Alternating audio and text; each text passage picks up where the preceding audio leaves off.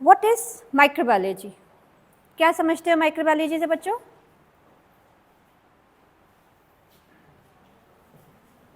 Microbiology for health science, we belong to the health science group. हम सब लोग कहाँ पर हैं? हम सब लोग हेल्थ साइंस में हैं and we will study microbiology. Microbiology is one of the most important subject of your syllabus, ठीक है ना?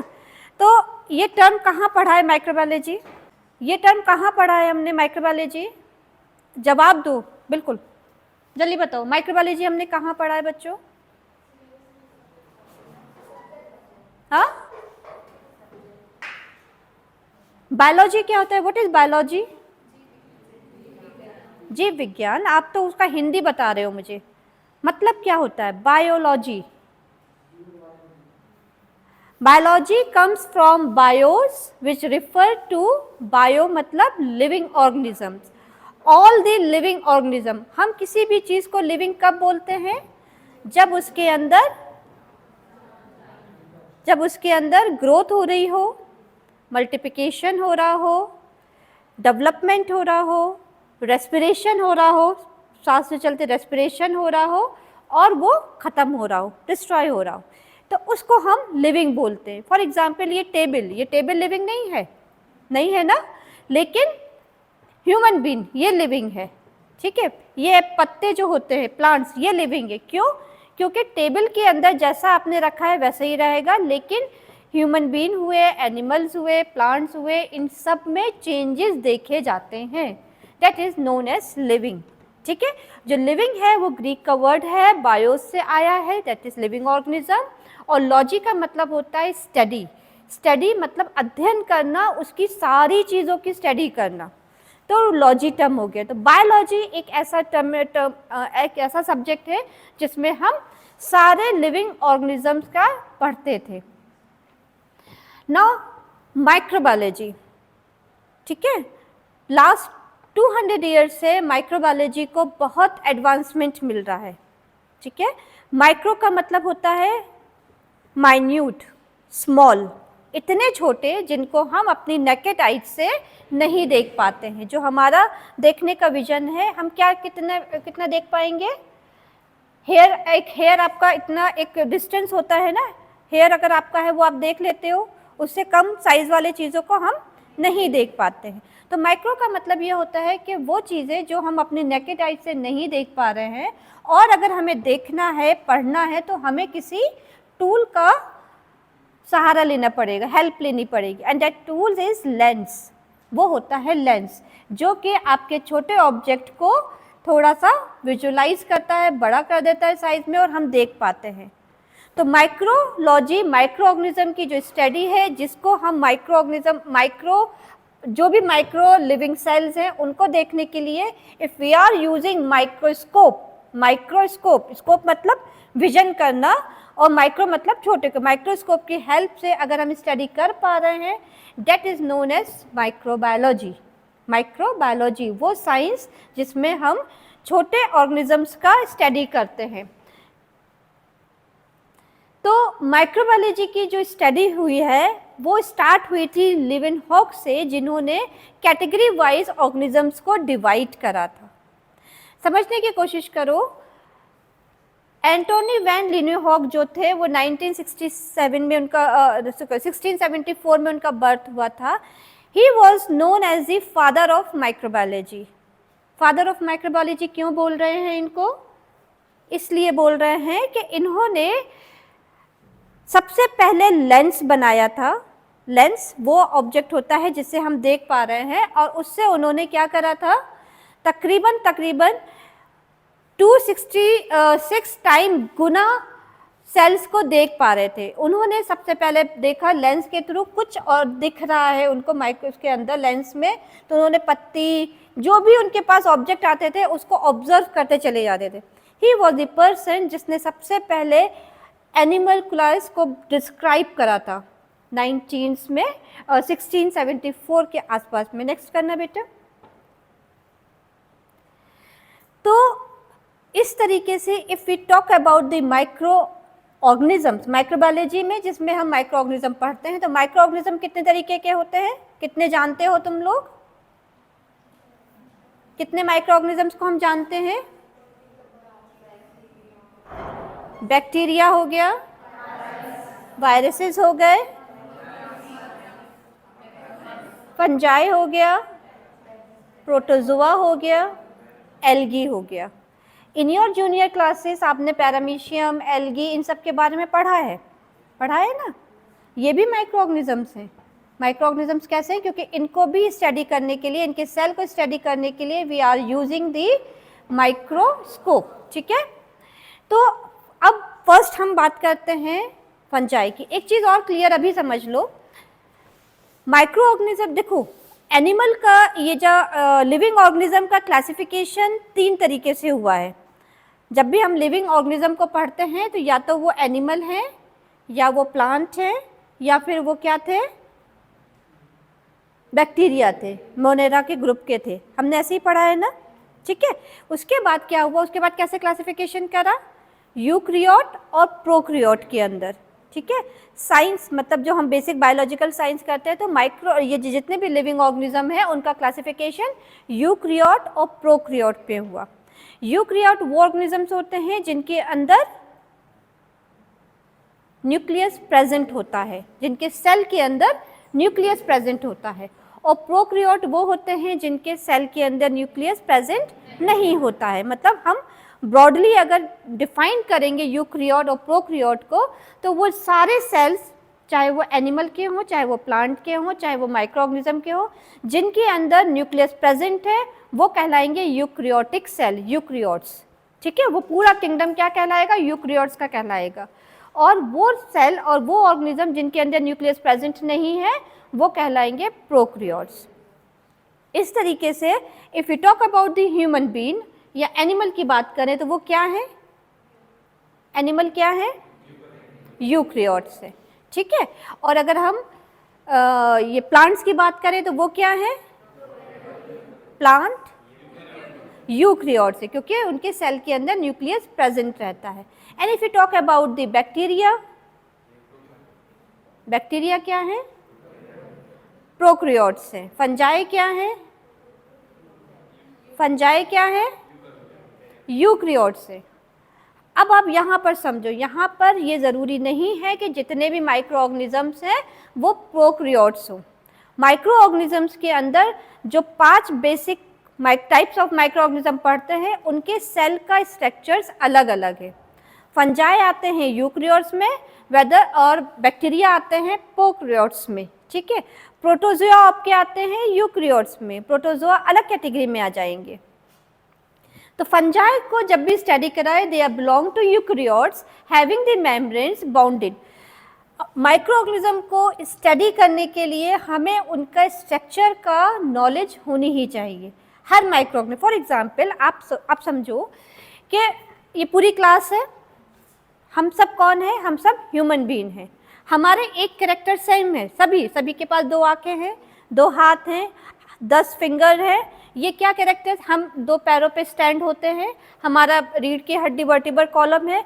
ये सारे क्या आइडेंटिफिकेशंस है, ह्यूमन बीइंग के आइडेंटिफिकेशन है, ठीक है? अब मेरे साथ यहाँ पर अगर कैट होती तो कैट के आइडेंटिफिकेशंस होते, we belong to animal kingdom. लेकिन एनिमल किंगडम में ह्यूमन अलग है, कैट की कैटेगरी अलग है, वर्टिब्रल्स अलग हो जाते हैं, बर्ड्स अलग हो जाते हैं, कई तरीके के हो जाते हैं, और सभी के क्या होते हैं, सभी के स्पेसिफिकेशंस होते हैं, ठीक है ना?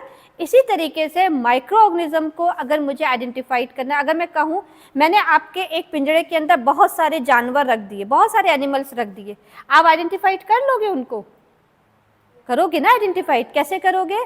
अगर कैट होगी तो कैट के फीचर्स देखोगे, उसकी दुम होनी चाहिए, उसके फर होने चाहिए, उसका चेहरा ऐसा होता है, उसकी रीढ़ की हड्डी ऐसी होती है। वहीं पर अगर है ना डॉग होगा तो डॉग के कैरेक्टर्स अलग है, उसका माउथ ऐसा रहेगा, कान ऐसे रहेंगे, ठीक है ना? इसी तरीके से if I want to study the micro organism, we should know each and every character of particular micro organism, ठीक है? फंजाई के कैरेक्टर्स अलग होते हैं, बैक्टीरिया के कैरेक्टर्स अलग हैं, वायरसेस के अलग हैं, प्रोटोजोआ अलग है, और एल्गी के कैरेक्टर्स अलग अलग हैं। ठीक है, तो शॉर्ट डिस्क्रिप्शन है, ये शॉर्ट में बता रहे हैं, अगर नेक्स्ट क्लासेस में हम एलोबरेट होके पढ़ेंगे। तो फंजाई जो रहता है वो यूक्रियोट है, इसके अंदर सेल प्रेजेंट होता है। फंजाई दो तरीके के होते हैं, मोल्ड्स और यीस्ट टाइप के होते हैं। नेक्स्ट करो बेटा। प्रोटोजोआ जो रहते हैं they are the small single cell eukaryote, single cell eukaryote है। फंजाई जो रहता है सिंगल सेल है बट उसके सेल्स जुड़े रहते हैं। Protozoa are the single cell eukaryote, इसके अंदर न्यूक्लियस प्रेजेंट रहता है। एनिमल का है, न्यूट्रिशन ये एनिमल की तरह ही लेता है और ये आपका एसेक्सुअल और सेक्सुअल दोनों तरीके से रिप्रोडक्शन कर सकता है। ठीक है, दोनों तरीके से रिप्रोडक्शन कर सकता है। I think you know what is sexual and asexual reproduction, you know ना। सेक्सुअल रिप्रोडक्शन मतलब उसी सेल में से बडिंग के फॉर्म में, स्प्लिटिंग के फॉर्म में अगर है ना दूसरा न्यू सेल बन रहा है तो वो कहलाता है एसेक्सुअल रिप्रोडक्शन। और सेक्सुअल रिप्रोडक्शन में रिक्वायर्ड 2 डिफरेंट गैमीट्स, मेल और फीमेल गैमीट्स होते हैं, फ्यूज होते हैं और जब जाके न्यू स्पीशीज बनता है, न्यू जनरेशन आती है तो वो कहलाता है सेक्सुअल रिप्रोडक्शन। एल्गी अगेन 2 तरीके के होते हैं, यूनिसेलुलर भी है एंड मल्टीसेलुलर भी है। इनका एल्गी का मेन कैरेक्टरिस्टिक होता है ये फोटोसिंथेटिक होते हैं। फोटोसिंथेटिक मतलब इनके अंदर क्लोरोफिल पाया जाता है और फोटोसिंथेसिस, जैसे प्लांट होते हैं ना वैसे ये प्लांट हम विजुअलाइज कर देते हैं। एल्गी को हम अंडर माइक्रोस्कोप इनके सेल को देखते हैं। सिंपल रिप्रोडक्टिव स्ट्रक्चर्स रहता है, पिगमेंट एंड स्टोरेज इनके अंदर है, सेल वॉल इसके अंदर प्रेजेंट रहती है। नेक्स्ट कम दी बैक्टीरिया। बैक्टीरिया एक ऐसा माइक्रोऑर्गेनिज्म है जो कि प्रोकैरियोट है, न्यूक्लियस इसमें एब्सेंट रहता है। ये बहुत ही छोटे होते हैं यूक्रियोट से, बहुत ही स्मॉल साइज में होते हैं। बैक्टीरिया के 2 मेन किंगडम पाए जाते हैं, एक बैक्टीरिया जिसे ट्रू बैक्टीरिया बोला जाता है और एक आर्की बैक्टीरिया जिसके cell wall compose of polymer. जब हम बैक्टीरिया को पढ़ेंगे तब बैक्टीरिया के सारे स्ट्रक्चर्स को पढ़ेंगे, उसकी सेल वॉल किसकी बनी हुई है, सेल के अंदर क्या क्या चीज़ें प्रेजेंट रहती हैं और किस तरीके से वो काम करता है। तो these are the basic 5 type of microorganism. Now you can say where is virus? Virus कहाँ है? क्या वायरस माइक्रोऑर्गेनिज्म है? No, you have to answer me. Virus कहाँ गया? हमने फंजाई बोल दिया, हमने बैक्टीरिया बोल दिया, हमने एल्गी बता दिया। Where is fungi? Sorry, where is virus? Virus कहाँ है? क्या वायरस माइक्रोऑर्गेनिज्म है? क्या वायरस माइक्रोऑर्गेनिज्म है?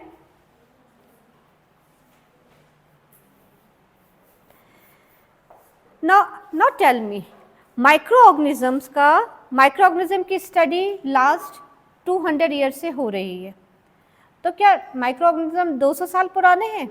माइक्रोबायोलॉजी जो साइंस है बहुत यंग साइंस है, ज़्यादा पुरानी साइंस नहीं है as compare to other science. Other living science जो है, बायोलॉजी हो गया, ये काफ़ी पुरानी, लेकिन माइक्रोबायोलॉजी जो है वो बहुत ही यंग साइंस है। तो क्या माइक्रोऑर्गेनिज्म्स की स्टडी 200 साल पुरानी है या इस दुनिया में माइक्रोऑर्गेनिज्म सिर्फ 200 साल से ही है? नहीं ना, ऐसे कई एविडेंस हैं जो ये बताते हैं कि माइक्रोऑर्गेनिज्म को पहले भी अपने बेनिफिट के लिए यूज़ करा जा सका है different time. What do you suppose human first use microorganism for? Microorganism का ह्यूमन ने पहली बार कब यूज़ करा था? कब यूज़ करा था? 3000 BC में यूज़ करा गया था, जब सोसाइटीज़, ग्रीक की सोसाइटीज़ स्टैब्लिश हुई थी, तब उस टाइम उन्होंने माइक्रोऑर्गेनिज्म को यूज़ करा था फॉर ग्रेन फर्मेंटेशन। गेहूं को फर्मेंट करने के लिए माइक्रोऑर्गेनिज्म का यूज़ करा था। Eight that time they don't know कि ये फर्मेंटेशन हो कैसे रहा है, लेकिन फर्मेंटेशन हो रहा है। ठीक है, आप लोग भी आज के डेट में भी ना वो क्या बनाते हैं, इडली बनाते हो आप लोग, फर्मेंट करते हो। मम्मा को देखा होगा ना, इडली बनाने के लिए रात भर दाल को भिगोकर पीस के रखा है और दूसरे दिन फर्मेंट हो जाती है उसके अंदर। फर्मेंटेशन इज अ प्रोसेस जिसमें शुगर का यूटिलाइजेशन, कार्बोहाइड्रेट यूटिलाइज, शुगर और अल्कोहल का प्रोडक्शंस होते हैं। वो कौन कर रहा है? वो माइक्रोऑर्गेनिजम्स कर रहे हैं। At that time they know कि something is going on, but उनको ये नहीं पता था कि ये चीज़ कर कौन रहा है। ये चीज़ हम कब समझ पाए, जब ल्यूनहॉक ने माइक्रोस्कोप को डेवलप करा। फादर ऑफ माइक्रोबायोलॉजी ने जब माइक्रोस्कोप बनाया तब जाकर हम समझ पाए कि देयर इज अनदर किंगडम जिसे हम माइक्रो ऑर्गेनिजम्स कहते हैं। एनिमल, प्लांट और इसके अलावा भी कुछ और भी लिविंग ऑर्गेनिजम्स हैं, लिविंग सेल्स हैं, जिनको हम माइक्रो ऑर्गेनिजम्स कहते हैं। So these are the scientist जिन्होंने अपना कंट्रीब्यूशन दिया है माइक्रोबायोलॉजी के डेवलपमेंट के लिए। और इन साइंटिस्ट का रॉबर्ट हुक हो गए, एंटोनी वैन ल्यूनहॉक हो गए, Louis Pasteur, Robert Koch, Lord Joseph Listers, Edward Jenner, Paul Alex, Alexander Flemings, ये वो साइंटिस्ट हैं जिनका कंट्रीब्यूशन इतना ज़्यादा है कि एक टाइम पीरियड में जब ये लोग वर्क कर रहे थे, that time period is known as golden age of microbiology. सबसे ज़्यादा डेवलपमेंट, सबसे ज़्यादा माइक्रो ऑर्गेनिज्म के बारे में स्टडी, सबसे ज़्यादा चीज़ें उस ड्यूरेशन में करी गई थी। वो 50-60 साल जो थे, that is known as a golden age of microbiology.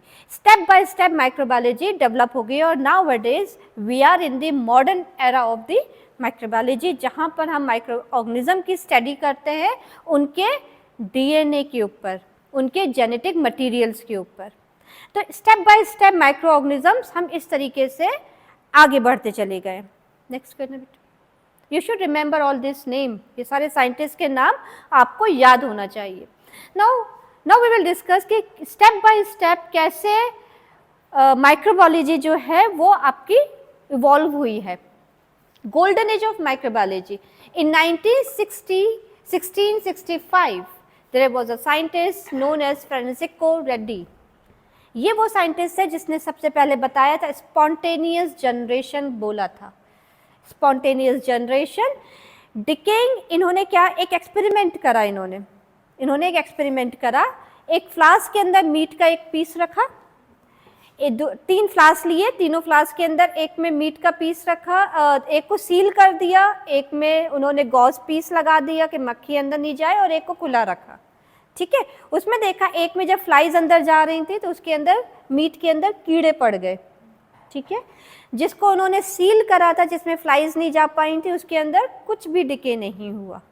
ठीक है, और जो फ्लास्क कवर था, गॉज पीस जिसके ऊपर लगा था, उसमें उन्होंने देखा कि मक्खियाँ आ तो रही थी, फ्लाइज आ रही थी, और लेकिन फ्लाइज ने जो अंडे थे, जो लार्वा था, वो उसी गॉज पीस पर दे दिया, मीट में नहीं पहुँच पाई। तो इस तरीके से उन्होंने ये कहा कि किसी भी चीज़ का ख़राब होने के लिए कुछ वहाँ पर एक्टिविटी ज़रूर हो रही है। And he proof is meat expose to the flies was infected, मतलब वो जो मीट है उसका ख़राब होने का रीज़न है मक्खी की वजह से हो रहा है, और वो फ्लाइज जो है कुछ कैरी करके लेकर आई है जिसकी वजह से मीट ख़राब हुआ है। अगर हमने फ्लाइज को स्टॉप कर दिया, एयर को जाने नहीं दिया, तो वो मीट ख़राब नहीं हुआ। ठीक है, तो इसने जो अपनी फाइंडिंग दी, अब बात यह है कि हर साइंटिस्ट का थोड़ा थोड़ा कंट्रीब्यूशन होता है और सारी चीज़ें डॉक्यूमेंट होती हैं और फिर उसके बाद उस पर आगे असेंबलेशन होता है।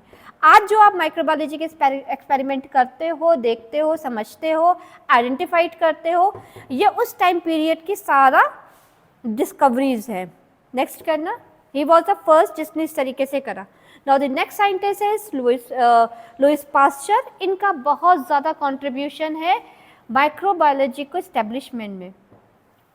लुइस पास्चर की वॉज अ फ्रेंच। अब आप देखो, ये सब लोग ना साइंटिस्ट, ये सब लोग माइक्रोबायोलॉजिस्ट नहीं थे, ये सब लोग क्या थे, ये सब लोग कोई केमिस्ट था, कोई फिजिशियन था, मतलब डॉक्टर्स की फील्ड का था, कोई बायोलॉजी का था। They all belong to different field, but उन्होंने वो चीज़ ऑब्जर्व करी जो उनको दिख रहा था कि उनमें कुछ ना कुछ चीज़ें यहाँ पर हो रही हैं, दूसरे लोग कुछ फाइंड आउट कर रहे हैं, तो वो उसमें आगे बढ़ के देखते थे। तो Louis Pasteur was a scientist. इन्होंने एक एक्सपेरिमेंट इन्होंने इस्टेब्लिश करा था कि जिसको हम स्वयं नेक फ्लास बोला जाता है। ये एक्सपेरिमेंट है इनका। इनके एक्सपेरिमेंट में when flask was tilted, dust from the bended neck swept back into the flask and made the infusion cloudy with microbes within a day. Now आप नीचे देख रहे हो, ये सारा देख रहे हो, ये फ्लास है इनका, ऐसे बैंड करे हुए हैं। इस एक्सपेरिमेंट में इन्होंने ये प्रूव करा कि अगर एयर का फ्लो हो रहा है और हमने फ्लास्क के अंदर कुछ कल्चर मीडिया रखा हुआ, मतलब न्यूट्रिशन का सोर्स दिया है, तो एयर में भी कोई ऐसी चीज़ें प्रेजेंट है जो कि वहाँ पर ग्रोथ कर देंगी। और अगर फ्लास्क को हम टल्टल कर देंगे, स्टॉप कर देंगे और एयर का कांटेक्ट नहीं जाएगा, तो वो जो मीडिया है वो इन्फेक्टेड या ख़राब नहीं होगा। तो इसने ने कहा कि देयर इज़ समथिंग, कुछ तो ऐसा है जो हवा में भी प्रेजेंट है, जिसकी वजह से इस लिक्विड, जो भी लिक्विड है उसमें कुछ चेंजेस आ रहे हैं। ठीक है, नेक्स्ट करना बेटा। इस तरीके से डिफरेंट साइंटिस्ट ने जब है ना माइक्रो ऑर्गेनिजम्स को इस्टेब्लिश करा at that in the golden period, उसमें सबसे ज़्यादा जो चीज़ इस्टेब्लिश हुई थी वो हुई थी इंडस्ट्रीज जो फूड से रिलेटेड है, fermentation. Fermentation is due to the yeast organism fermentation करता है, जिसकी वजह से जो डिफरेंट आपकी फर्मेंटेशन इंडस्ट्रीज है उस टाइम पीरियड में स्टैब्लिश हुई थी। Can you guess what is pasteurization? Pasteurization क्या होता है? आपके घरों में जो पैकेट में दूध आता है ना, क्या वो बॉयल आता है? वो क्या आता है? पास्चराइज होकर आता है। तो व्हाट इज पास्चराइजेशन? पास्चराइजेशन क्या है? हाँ बोलो। It is a technique, pasteurization is a technique जिसमें हम लिक्विड को एक पर्टिकुलर टेम्परेचर तक बॉईल करते हैं और फिर सडन उसको कूल डाउन करते हैं। ठीक है, अब क्यों करते हैं ये पास्चराइजेशन? और हम पास्चराइजेशन मिल्क में क्यों करते हैं? Why we are doing pasteurization in the milk में क्यों करते हैं?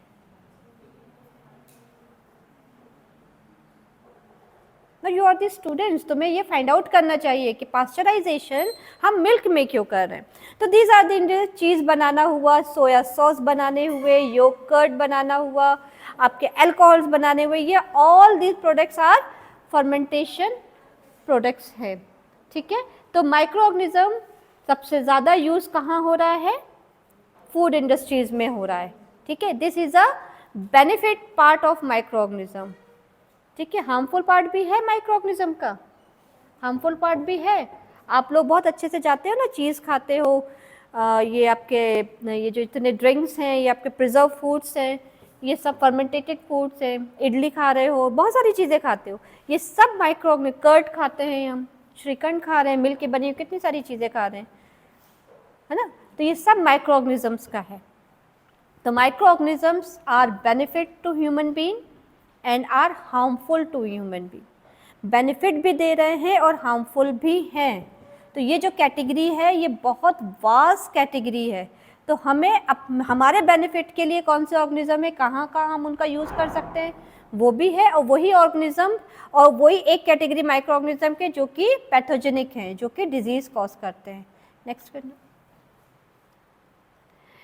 गोल्डन एज ऑफ माइक्रोबायोलॉजी के अंदर एक और चीज़ डेवलप हुई थी, जो हमने ऑर्गेनिज्म को एक तो फूड इंडस्ट्री में देख लिया, डिफरेंट तरीके से फूड इंडस्ट्री, एक आई थी मेडिकल इंडस्ट्रीज़ के अंदर जब एंटीबायोटिक्स बनी थी। Antibiotics are the by products of antibiotics, या एंटीबायोटिक्स जो रहते हैं they are the metabolize. Metabolize मतलब by product of micro organisms. कुछ ऐसे माइक्रो ऑर्गेनिजम्स हैं जो कि अपने लाइफ साइकिल के अंदर, जो उनकी लाइफ साइकिल है उसमें वो मेटाबोलाइट प्रोड्यूस करते हैं, वो उनके लिए वेस्ट होता है। हमारी बॉडी में से भी वेस्ट निकलता है ना, लेकिन माइक्रो ऑर्गेनिज्म का जो वेस्ट होता है वो हम ह्यूमन के लिए एज अ बेनिफिट कंपोनेंट बन जाता है। That is a metabolise, that is known as a secondary और प्राइमरी मेटाबोलाइज। और वो होती है एंटीबायोटिक्स जो हम यूज़ करते हैं। एंटीबायोटिक बायो का बना हुआ और लिविंग ऑर्गेनिजम्स के लिए कोई ऐसा कंपोनेंट जो उसके एंटी काम कर रहा हो। ठीक है, एंटीबायोटिक का हमने पिछले साल अपने इंडिया के अंदर सुना था ना, एंटीडोज बना लिया है किसका? कोविड का, है ना। तो एंटीबायोटिक फिर हमने ऑर्गेनिजम्स को यूज़ करा, उसी में ही ऑर्गेनिज्म का कंट्रीब्यूशन था अदर प्रोडक्ट के अंदर। उसके अंदर मोस्ट इम्पॉर्टेंस है हमारी एंटीबायोटिक्स हो गए। फिर कुछ पेस्ट कंट्रोल्स के लिए भी होता है, आप लोग देखते होंगे फंगिसाइड वगैरह खेतों में डालते हैं, वो भी ऑर्गेनिजम्स हैं जो कि पेस्ट को कंट्रोल करते हैं, पेस्ट जो कीड़े खा जाते हैं प्लांट को। ठीक है, ये एक और साइंटिस्ट है रॉबर्ट कोच। कुछ ऐसे साइंटिस्ट के नाम आपको मैं इस हिस्ट्री में इसलिए बता रही हूँ क्योंकि इनके कॉन्ट्रीब्यूशंस के बिना, इनके डिस्कवरी के बिना आज हम जो माइक्रोबायोलॉजी की स्टडी करते हैं, जो आप लोग आइडेंटिफाइड करते हो, कोविड तक हम लोग आइडेंटिफाइड कर ले गए, वो इस कॉन्ट्रीब्यूशंस की वजह के बिना नहीं हो पाता। ठीक है, तो ये वो साइंटिस्ट है, ये वो नाम है जिनका आपको ऐसे होता है जैसे कि अगर हम माइक्रोबायोलॉजी पढ़ रहे हैं तो ये हमारे फादर हो जाते हैं। इनके जो चीज़ें इन्होंने डिस्क्राइब करी उसी का ही फाउंडेशन है, माइक्रोबायोलॉजी का फाउंडेशन है। रॉबर्ट कोच जो थे germ theory of disease, now जो मेडिकल माइक्रोबायोलॉजी है वो यहीं से स्टार्ट हुई है। आज जो हम डिफरेंट मेडिकल ऑर्गेनिजम्स के बारे में स्टडी करते हैं वो रॉबर्ट कोच के आइडेंटिफिकेशंस या डिस्कवरी से ही करते हैं, और उसी को रॉबर्ट कोच पोस्टुलेट बोला गया है, रूल्स बोले गए, रूल्स जो इन्होंने दिए। Robert Koch study the causative agent of disease के बारे में, और एंथ्रेक्स जो आज अब नहीं होता है, जो एंथ्रेक्स बैक्टीरिया था, एंथ्रेक्स कुछ डिजीज़ को इन्होंने आइडेंटिफाइड करा था और उसके बाद एंटीडोट भी उसी का ही कंप्लीट करा था। रॉबर्ट कोच ने 4 मेन फंडामेंटल प्रिंसिपल्स बताए थे। Causative agent must be found in every case of the disease. कोई भी डिजीज़ अगर हो रही है तो उसका कॉस्टिव एजेंट उस पर्टिकुलर सैंपल में होगा ही होगा। कोई ऐसी डिजीज़ बिना किसी एजेंट के नहीं हो सकती। नींद आ रही है बच्चे? आपको नींद आ रही है? तुम्हारी साइड वाली तुम्हें नींद आ रही है? आ रही है। माइक्रोबायोलॉजी ना इतनी आसानी से समझ में भी नहीं आती है जब तक उसके अंदर आप अपना दिमाग नहीं लगाओगे। दिल मत लगाओ, दिमाग लगाओ, क्योंकि ये वो साइंस है जिस साइंस को हम सिर्फ इमेजिनेशन से समझ सकते हैं और आँखों से देख सकते हैं, और आँखों से तभी दिखेगा जब आपको सही उसके तरीके आएंगे देखने के लिए, समझने के लिए। ठीक है, तो सबसे पहले इन्होंने ये कहा कि कोई भी सैंपल या कोई भी डिजीज़ हुई है तो बिना किसी कॉस्टिव एजेंट, मतलब उस पर्टिकुलर ऑर्गेनिज्म के बिना नहीं हो सकती। फॉर एग्जांपल कोविड को बोला गया बीमारी आई, अगर वो बीमारी है तो उसका एजेंट उसके अंदर होगा, ये एक चीज़ हो जाती है। तो मतलब वो उसका जर्म उसके अंदर होना चाहिए। फ्रॉम 100 एनिमल्स इन्वेस्टिगेट करा तो उनको कंक्लूजन यही निकला कि जितने भी एनिमल्स या जितने भी ह्यूमन बीन है या जितने भी प्लांट है, कहीं पर भी अगर कोई इन्फेक्शन हो रहा है और किसी ऑर्गेनिज्म की वजह से है तो वो ऑर्गेनिज्म उसके अंदर प्रेजेंट होगा ही होगा। दूसरा बोला specific type of microbes must be isolated from infected individual and grow in the culture media. उन्होंने ये कहा अगर सैंपल है, कोई डिजीज़ का सैंपल है, तो वहाँ से उसी का स्पेसिफिक ऑर्गेनिज्म आइसोलेट होगा और हम उसको कल्चर करके देख भी सकेंगे। कल्चर करने का मतलब ये हुआ कि हम उस ऑर्गेनिज्म को अगर देखना चाहते हैं तो हमें उसको उसके अकॉर्डिंग एनवायरनमेंट देना पड़ेगा। ठीक है, अगर आपको अगर मुझे यहाँ पर रखना है तो मुझे आपके अकॉर्डिंग एनवायरनमेंट देना होगा। अगर मैंने इस रूम का टेम्परेचर बहुत हाई कर दिया, यहाँ पर है ना हवा भी बंद कर दिया, ऑक्सीजन की सप्लाई बंद कर दी, तो क्या आप अलाइव रहोगे? आप अलाइव नहीं रहोगे। इसीलिए इसी तरीके से अगर मुझे माइक्रो ऑर्गेनिजम्स को सैंपल में से देखना है कि उस सैंपल के अंदर कौन सा ऑर्गेनिज्म है, तो मुझे उस ऑर्गेनिज्म को उसके इन्वायरमेंटल कंडीशंस देनी होंगी। तो इसका सेकेंड वो था inoculation into normal healthy. Third उसने ये बोला कि अगर इफ़ जो इन्फेक्टेड सैंपल है और उसको हम हेल्दी सैंपल के अंदर डाल देंगे तो जो हेल्दी है वो भी इन्फेक्टेड हो जाएगा, ट्रैवल होता है। हमें अगर वायरल इन्फेक्शन हुआ है, छींक आ रही है, तो मेरे साइड वाले को भी होने लगता है, लेकिन सबकी डिग्री ऑफ इन्फेक्शन अलग अलग हो सकते हैं। ज़रूरी नहीं है कि है ना जितनी डिग्री मुझे हो रहा है उतना ही उसको भी हो जाएगा। सब सारे ऑर्गेनिजम्स की अपनी खुद की स्पेसिफिसिटी होती है। फोर्थ उसने ये बोला कि इन्फेक्टेड होस्ट से हम रिकवर कर सकते हैं ऑर्गेनिजम्स को। तो ये 4 ऐसे सिद्धांत थे जिस पर मेडिकल माइक्रोबायोलॉजी आज टिकी हुई है। और कौन है उसके? मेडिकल माइक्रोबायोलॉजी के फादर रॉबर्ट कोच है। मेडिकल माइक्रोबायोलॉजी के रॉबर्ट कोच है और माइक्रोबायोलॉजी के कौन है? नेक्स्ट करो, पढ़ लेना आप लोग। कोच के एक्सपेरिमेंट ने फिर इस तरीके से पूरा डिस्क्राइब करा था। एक सैंपल है, उसको उन्होंने कल्चर प्लेट पे ग्रो करा। कल्चर प्लेट वो प्लेट होती है जिसमें हम ऑर्गेनिज्म को उसके अकॉर्डिंग इन्वायरमेंटल कंडीशन और न्यूट्रिशन कंडीशन देते हैं ताकि वो ग्रो हो जाए। तो जब वो सैंपल में से ग्रो होते हैं इतने डिफरेंट तरीके के कॉलोनीज दिख रही हैं। कॉलोनीज का मतलब हुआ ग्रुप्स, ठीक है, लेकिन एक ग्रुप के अंदर एक ही तरीके के बैक्टीरिया होंगे।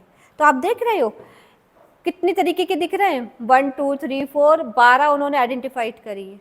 तो इस तरीके से 12 तरीके के बैक्टीरिया एक कोई प्लेटी डिश पर आ जाते हैं। अगर आप हवा में आज एयर में यहाँ पर आप प्लेटी डिश को ओपन करके रखोगे तो आपको कम कुछ नहीं तो इसी एक प्लेटी डिश में कम से कम 7 से 8 कॉलोनी फॉरन आइडेंटिफाइड हो जाएंगी।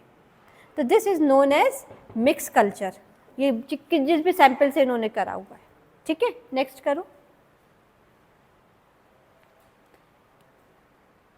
चलो इसको अब आगे बढ़ते हैं। ये थोड़ा वो एज था जब हम गोल्डन एज पीरियड में, जहाँ पर माइक्रोबायोलॉजी का डेवलपमेंट हो रहा था साइंटिस्ट के हिसाब से।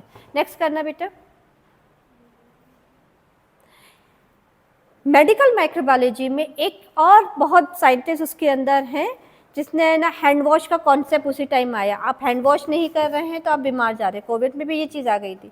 तो हैंड वॉश करना ज़रूरी है क्योंकि हमारे हाथ हैं जो कि इन्फेक्शन को इधर से उधर माइक्रोब्स को ट्रेवल करवाते हैं। यहाँ से लेकर यहाँ तक माइक्रोब्स को ट्रेवल कराना है तो आपके हाथ ही करते हैं। और आप जहाँ पर टच कर रहे हो वो, अब मैं यहाँ टच कर रही हूँ, अगर ऑर्गेनिज्म होगा आपको पता नहीं चल रहा है, लेकिन इसी से ही आप अपने अंदर भी ले जा रहे हो। हैंड वॉश का कॉन्सेप्ट आया। नाइटिंगेल एक नर्स थी, इन्होंने बहुत आइडेंटिफाइड करा था डिजीज़ को, जब वो पेशेंट्स को देख रही थी कर रही थी तब हुआ था। इसी तरीके से इस टाइम पीरियड में बहुत सारे मेडिकल माइक्रोबायोलॉजी के, जब लोग बीमार पड़ते थे, इन्वेस्टिगेशन थे, एलिक्स हाउस ने कीमोथेरेपी करी थी। तो ये सारी चीज़ें उसी टाइम की डेवलपमेंट हुआ था जिसको हम, जिस फेज को 60 साल के स्पैन को हम गोल्डन एज ऑफ माइक्रोबायोलॉजी कहते हैं। नेक्स्ट करना बेटा। ना ये पावर पॉइंट आप लोग के साथ शेयर कर देंगे। आप इसमें देख रहे हो ये बायोलॉजिस्ट हैं जिन्होंने काम करा और ये उनके मॉडर्न डिसिप्लिन में हम उन्हीं के ही डिस्कवरीज और आइडेंटिफिकेशन को आज की डेट में हम यूज़ कर रहे हैं। जो आज जितनी भी टूल्स और टेक्निक्स आप माइक्रोबायोलॉजी में पढ़ोगे, अप्लाई करोगे, वो इन साइंटिस्ट की ले डाउन है। हम कल्चर करेंगे, हम कल्चर टेक्निक्स सीखेंगे, हम आइसोलेशन सीखेंगे, हम बैक्टीरिया को आइडेंटिफिकेशन सीखेंगे, कौन बैक्टीरिया कैसा दिखता है, किस तरीके का, इन्हीं लोगों के ऑब्जर्वेशन पर आज modern science, modern microbiology depended है। नेक्स्ट करना बेटा। Now we will come into the modern microbiology. Now what is modern microbiology? धीरे धीरे जैसे जैसे डिस्कवरीज होती चली गई, अब हम कौन से माइक्रोस्कोप में आ गए हैं? इलेक्ट्रॉन माइक्रोस्कोप पर है। आज हम कौन सी दुनिया में रह रहे हैं? कौन से एरा में है? इलेक्ट्रॉन माइक्रोस्कोपी है। और भी एडवांस माइक्रोस्कोपी आ चुकी है। 10,000 ज़्यादा विजुअलाइज हम कर सकते हैं, ठीक है। नाउ अब हम क्या स्टडी कर पाएंगे? जितने भी लिविंग ऑर्गेनिजम्स हैं उसके अंदर एक चीज़ कॉमन है सब में, इंक्लूडिंग द वायरस ऑल्सो। क्या चीज़ कॉमन है? हम जितने भी लिविंग ऑर्गेनिज्म है कुछ ना कुछ डिफरेंस है हम सब में, ठीक है। किसी में सेल वॉल है, किसी में सेल वॉल नहीं है, किसी में न्यूक्लियस है, किसी में न्यूक्लियस नहीं है, किसी की सेल वॉल किसी चीज़ की बनी है, किसी की सेल वॉल किसी चीज़ की बनी हुई है। बट एक चीज़ सारे लिविंग ऑर्गेनिज्म में इंक्लूडिंग द वायरस कॉमन है सब में। वो क्या है? और अगर वो नहीं होगी तो we are not living cells, हम लिविंग में सेल्स में नहीं होंगे। तो वो क्या है बेटा? वो क्या है? वो क्या है? Genetic material. क्या है जेनेटिक मटेरियल? जेनेटिक मटेरियल हम किसे बोलते हैं? डीएनए आरएनए को। DNA RNA that is a genetic material. हर लिविंग सेल के अंदर, हर लिविंग सेल के अंदर उसका जेनेटिक मटेरियल का प्रेजेंट होना ज़रूरी है। अगर जेनेटिक मटेरियल नहीं है तो लिविंग सेल नहीं है वो, ठीक है। इससे पहले जितनी भी थ्योरी थी वो सब सच थी। जो हम देख रहे हैं, पहले हमने ऑर्गेनिज्म को क्लासिफाइड करा जो हम आँखों से देख पा रहे थे। हाँ भाई प्लांट है, ये प्लांट में ग्रीन पत्तियां निकलती हैं और वो स्टिल रहता है, एनिमल है वो मूव करता रहता है, उसके ये फीचर्स हैं, ऐसे क्लासिफाइड करा था जो हम आंखों से देख पा रहे हैं। नाउडेज अब जो साइंस हमारी है, जो हमारे पास टेक्नोलॉजीज आ गई हैं, वो इवन हम डीएनए को स्टडी कर पा रहे हैं। तो मॉडर्न माइक्रोबायोलॉजी के अंदर हम ऑर्गेनिजम्स, जो भी ऑर्गेनिजम्स हैं उनके डीएनए को आइडेंटिफाइड करते हैं। ठीक है, आ रहा है समझ में? तो हर और वायरस जो है वो आपका माइक्रो ऑर्गेनिजम्स में नहीं आता है, वो आपका लिविंग पार्टिकल में आता है। It is not an micro organism. Micro organism bacteria, algae, fungi को डिफाइन करा गया है कि उनकी सेल वॉल है, सेल वॉल नहीं है, न्यूक्लियस है, नहीं है।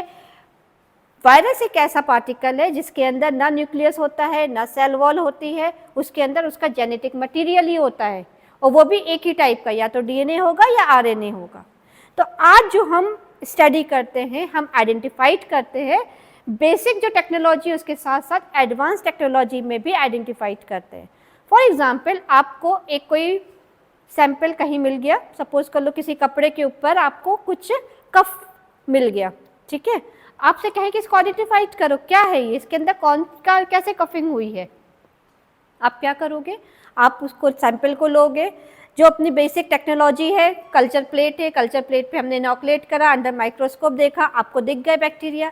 नाउ आई एम टेलिंग, अब मुझे ये बताओ ये बैक्टीरिया कौन से क्लास का, कौन से ग्रुप का है, कैसा बैक्टीरिया है, कुछ नया तो नहीं है। तब हम क्या करेंगे?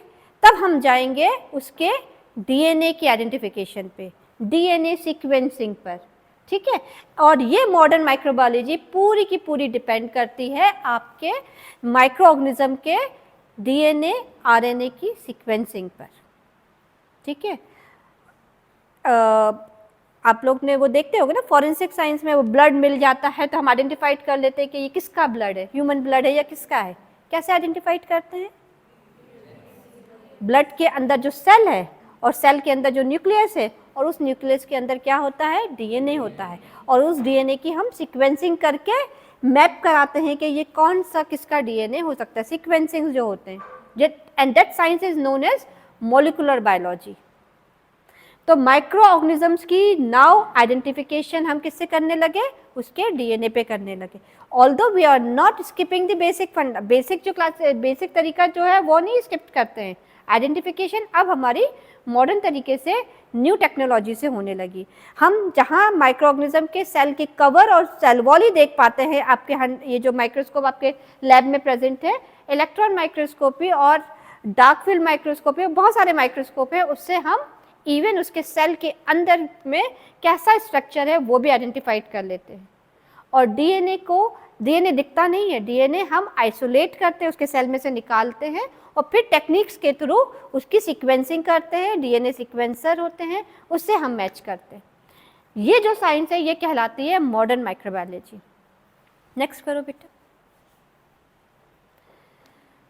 सो मॉडर्न माइक्रोबायोलॉजी के अंदर बहुत सारी उसकी बायोकेमिस्ट्री। अब मॉडर्न माइक्रोबायोलॉजी के अंदर ऑर्गेनिजम्स की हम बायोकेमिस्ट्री, मेटाबॉलिज्म, किस तरीके से वो काम कर रहे हैं, उनका डीएनए कैसा स्ट्रक्चर है, कहाँ आइडेंटिफाइड हो रहा है, सैंपल क्या है, ये सारी स्टडी अब फिर इसमें होने लगी है। नेक्स्ट करो। जीन्स के बारे में सुना है? What is jeans? जीन्स सुने हैं क्या होते हैं? मॉलिक्यूलर माइक्रोबायोलॉजी में ही जब हम डीएनए को आइसोलेट करते हैं तो एडेनिन, साइटोसिन, गुआनिन, ये सब सुना होगा ना, ATCTG।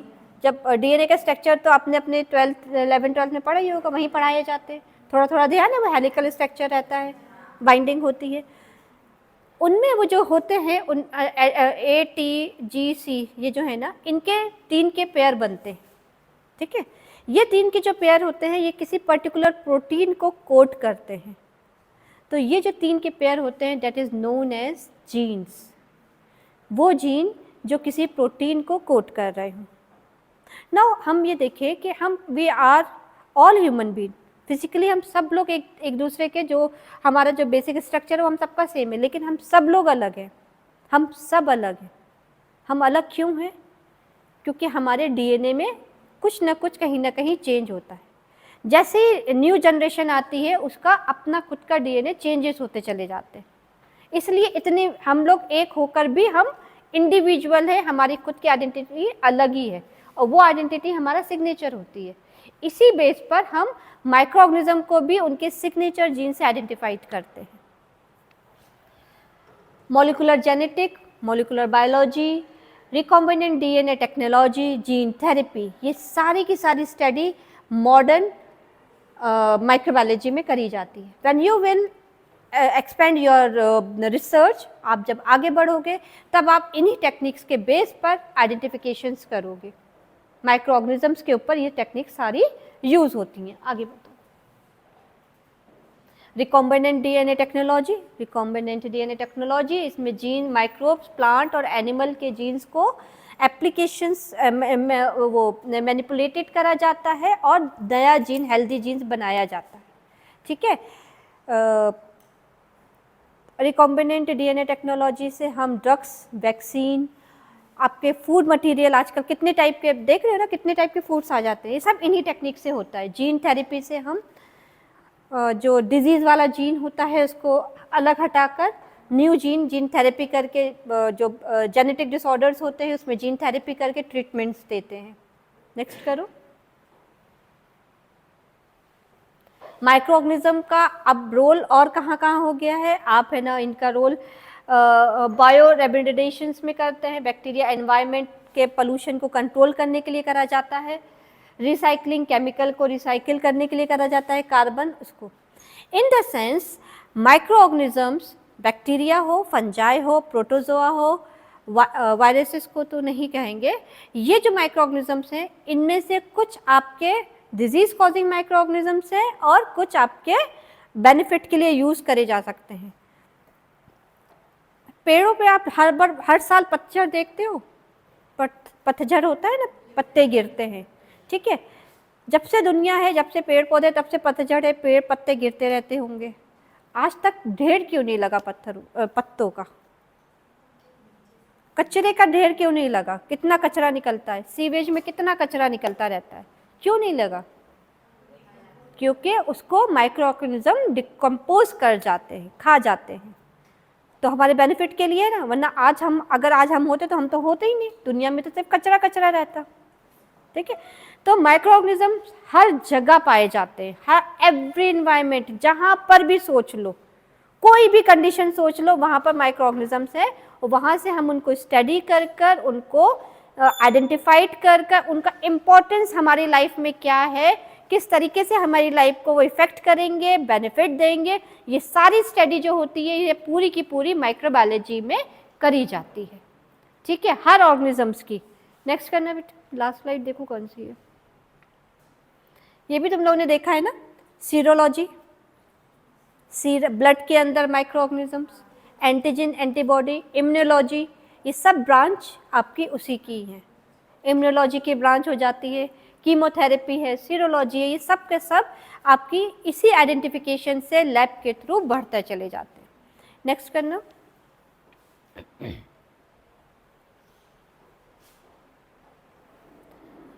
तो अब आप ये बताओ कि फ्यूचर क्या है माइक्रोबायोलॉजी का? What will be the future of microbiology?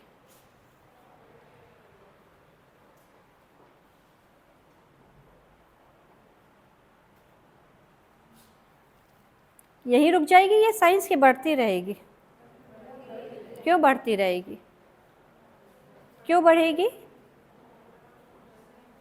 Micro organisms नहीं बढ़ रहे, माइक्रो ऑर्गेनिज्म थोड़ी ना बढ़ रहे। हम तो अभी तो हम 25% माइक्रो ऑर्गेनिज्म को भी नहीं आइडेंटिफाइड कर पाए, स्टडी कर पाए। माइक्रो ऑर्गेनिज्म चेंज कर लेते हैं, अपने जेनेटिक को चेंज कर लेते हैं। कोविड का एक वेरिएंट आया, फिर दूसरा आया, फिर तीसरा आया, क्यों? क्योंकि ये माइक्रो वायरस का है ये चेंज। तो अब इसमें स्कोप कितना है? बहुत स्कोप है, पूरी स्टडी बची हुई है। नए नए डिजीज़ आ रहे हैं, नए नए एनवायरमेंटल चेंज हो रहे हैं, क्लाइमेटिकल चेंज हो रहा है। उसी तरीके से माइक्रो ऑर्गेनिज्म भी अपने आप को चेंज कर देते हैं। ट्यूबरक्लोसिस आज ड्रग रेजिस्टेंस हो गई है, एंटीबायोटिक्स असर नहीं कर रही हैं। यही तो स्टडी का पार्ट है। यही अब आप अगर बेसिक माइक्रोबायोलॉजी को, माइक्रो ऑर्गेनिज्म को नहीं स्टडी करोगे, नहीं समझोगे, तो जो आज रिसेंट जो हो रहे हैं उसको नहीं समझ पाओगे। जब उसको नहीं समझ पाओगे तो फ्यूचर कहाँ जाएगा? नेक्स्ट करना बेटा,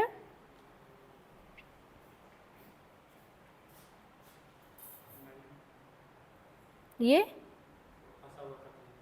फंसा था,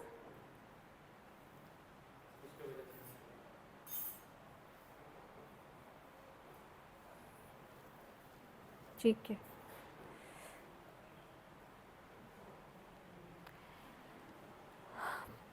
so world wide infectious disease affecting health science ना। अब आपका जो कंसर्न है, आप लोग हेल्थ साइंस में आए हो। आई एम नॉट टेलिंग कि आप है ना फूड इंडस्ट्री पे काम करो, आई एम नॉट टेलिंग कि आप वाटर इंडस्ट्रीज पे काम करो, सॉइल इंडस्ट्रीज पे काम करो, वहाँ पर भी माइक्रो ऑर्गेनिजम्स हैं। आपका फोकस कहाँ पर है? आपका फोकस है वो माइक्रोबायोलॉजी, वो माइक्रो ऑर्गेनिजम्स जो हेल्थ साइंस में इफेक्टिव है, मतलब वो ऑर्गेनिजम्स जो डिजीज़ दे रहे हैं, जो इन्फेक्शन दे रहे हैं, जो स्प्रेड हो रहा है इन्फेक्शन में। एंड उसमें से वायरसेस एक ऐसे पार्टिकल्स है, जेनेटिक मटेरियल, जो कि 100% डिजीज़ कॉजिंग है। 100% जितने भी वायरसेस हैं, या तो वो एनिमल को डिजीज़ देंगे, या वो प्लांट को डिजीज़ देंगे, या वो ह्यूमन बीइंग्स को डिजीज़ देंगे, या फिर वो बैक्टीरिया को भी डिजीज़ देते हैं। ठीक है, बैक्टीरिया तो कुछ ऐसे हैं जो ह्यूमन बीइंग को डिजीज़ दे रहे हैं, प्लांट को डिजीज़ दे रहे हैं, और कुछ उसमें से ऐसे भी हैं जो बेनिफिट भी हैं, हमारी हेल्थ इंडस्ट्रीज़ में और सॉइल के लिए बेनिफिट में रहते हैं। नाइट्रोजन को फिक्स करते हैं, सॉइल को इनरिच करते हैं, फर्टाइल करते हैं बैक्टीरिया। फंजाई भी आपके ऐसे ही हैं, कहीं ना कहीं बेनिफिट देते हैं वो। ठीक है, लेकिन वायरस एक ऐसा है जो कि सब इन्फेक्शियस ही एजेंट है, वो सिर्फ इन्फेक्शन देता है, या ह्यूमन बीइंग को देगा, एनिमल्स को देगा, एनिमल से फिर ह्यूमन में आ जाता है, अपना मटेरियल चेंज करता रहता है। तो this is a most important sector of microbiology, medical health care, medical science जो रहती है माइक्रोबायोलॉजी उसमें। और ये बहुत ज़रूरी इसलिए है क्योंकि micro organism day by day अपने आप को चेंज करता रहता है। आज भी हम एड्स का इलाज नहीं ढूंढ पाए। क्यों नहीं ढूंढ पाए? क्योंकि वो पकड़ में ही नहीं आ रहा है, स्टडी नहीं हो पा रही कि किस तरीके से वो चेंज हो रहा है, क्यों हो रहा है। उसकी वो जो वायरस है, HIV जो है, वो क्या है, वो अपने आप को चेंज कर लेता है, RNA से DNA, DNA से RNA, वो अपने आप को चेंज करता रहता है। तो हम स्टडी नहीं कर पा रहे हैं कि भाई उसको किस तरीके से रोका जा सके। नेक्स्ट करना बेटा। बहुत सारे ऐसे डिजीज़ है, सांस है, एड्स है, हेपेटाइटिस है, ये सारे वो डिजीजेज हैं जिन पे कंट्रोल नहीं है। कंट्रोल कब होता है? जैसे आपका पोलियो है, पोलियो वायरस को हमने कंट्रोल कर लिया ना पूरी, अभी अब पोलियो कहीं नहीं दिखता है, हमने उसका एंटीडोट दिला के हमने इम्यूनाइट कर दिया, इम्यूनिटी बढ़ा दी है, इम्यूनाइजेशन हो जाए, वैक्सीनेशन लगाते रहते हैं। लेकिन कुछ ऐसे वायरसेस आज भी हैं, और ऐसे इतने कितने हैं जो अभी भी आइडेंटिफाइड नहीं हुए हैं, वो सब हेल्थ साइंस से रिलेटेड है।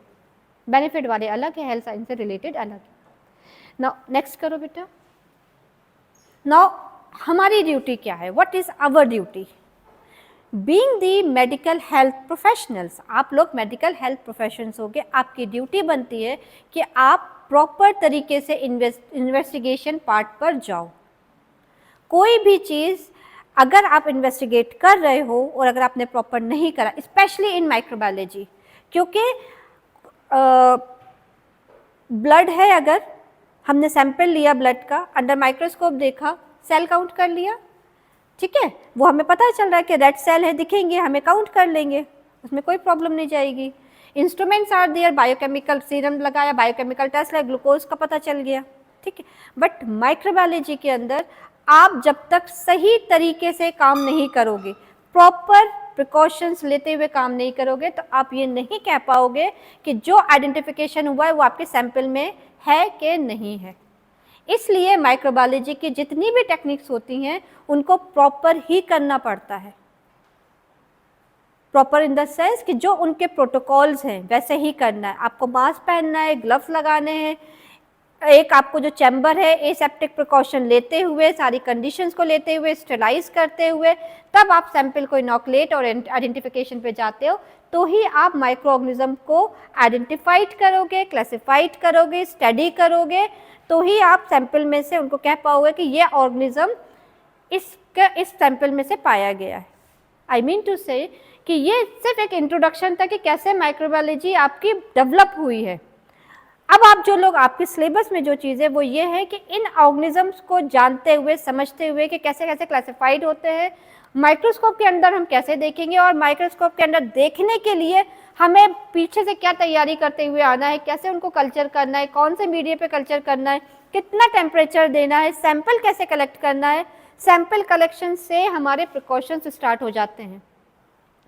एक एग्जाम्पल ले लो कि मैंने कहा कि तुम मुझे पर्टिकुलर सैंपल है, आप वो सैंपल कलेक्ट करो, कोई भी पस सैंपल, सपोज कर लो कि आपके किसी इन्फेक्शन हो गया, मैंने कहा पस सैंपल कलेक्ट करो। आप गए, आपने ना एक रखी हुई बॉटल को उठाया, ओपन रखी हुई बॉटल को उठाया, पस लिया और उसमें डालकर चले आए, ठीक है। जब आपने कल्चर लगा तो माइक्रो ऑर्गेनिजम्स आए उसके अंदर, क्या आप कह पाओगे कि ये वो ऑर्गेनिजम्स हैं जो कि पस में प्रेजेंट हैं? नहीं कह पाओगे। क्यों?